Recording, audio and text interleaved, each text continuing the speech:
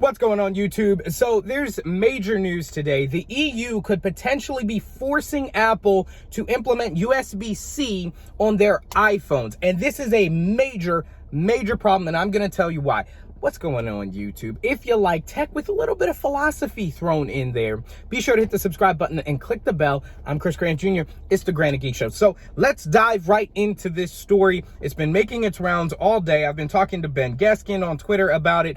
The EU wants to force universal charging standards on all phones. And the new update from Rene Ritchie, I saw he tweeted from somebody else that they announced that they will, in fact, be doing this. Update: the European Union on Thursday said it will impose a universal charger for smartphones, setting up a clash with Apple and its widely used iPhone connector cable. Now, if you're not familiar with the situation, let me break it down to you a little bit. So the reason iPhone continues to use Lightning, even though it's outdated and old and not as good as USB-C, is because Apple makes too much money from the Lightning port and from Lightning chargers. Basically, all third-party people who want to make iPhone accessories and stuff, they have to get a license from Apple to use their proprietary charger and connector. And that's why Apple has been reluctant to phase it out. Reluctant.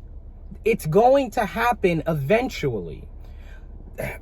Look at what happened with the 30-pin connector, with the iPods, right? That they implemented on the first iPhones and then moved out for Lightning. It's going to happen. Apple just has to they're figuring out when and where to do it, okay? So that they can continue to make money because they're a private company and they continue to make money. But just like with the iCloud photo scanning safety security concerns that we were talking about nearly a month ago, the question is never what it appears to be on the surface. Listen closely. The question is not, should Apple be forced to implement USB-C on iPhones?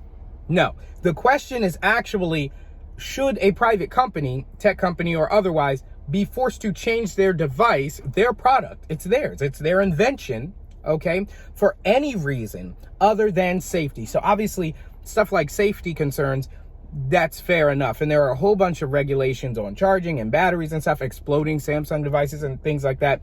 For safety reasons, yes, you have to have standards so that people can be safe. But when it comes to just wanting universal charging standards, etc., there has to be a line here. And what you'll notice is, especially when it comes to law and politics and courts and stuff like that, precedent is key. Precedent is everything.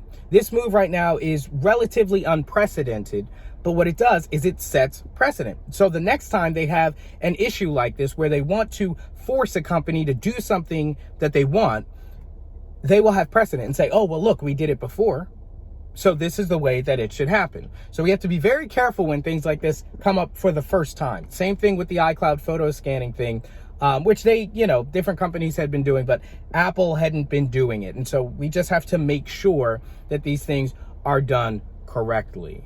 So another thing is that with the iPhone in particular, what if Apple creates something better than USB-C? Don't forget, Apple is an industry mover. They set precedent for the entire industry. When they make a move, the rest of the industry tends to follow, and vice versa with littler things. With Samsung, like Samsung will kind of innovate with iPhone technologies, but it doesn't pick up mainstream where literally everyone's doing it until Apple does it. They pick the creme de la creme of features and things like that and innovations, and then when they do it, the entire industry moves that way. What if they make something better than USB-C? Some sort of MagSafe supercharger, right? Would they have an issue, right? Because the EU would then have to get it approved and so many politics and things get involved. Could Apple even do that anymore? Could they even innovate and move the industry and technology as a whole forward? You could argue that that would be an issue. And that's a sacrifice I don't think I'm willing to make for USB-C, which Lightning is on its way out anyway. Just give it time. Apple's going to do it. They do it with everything.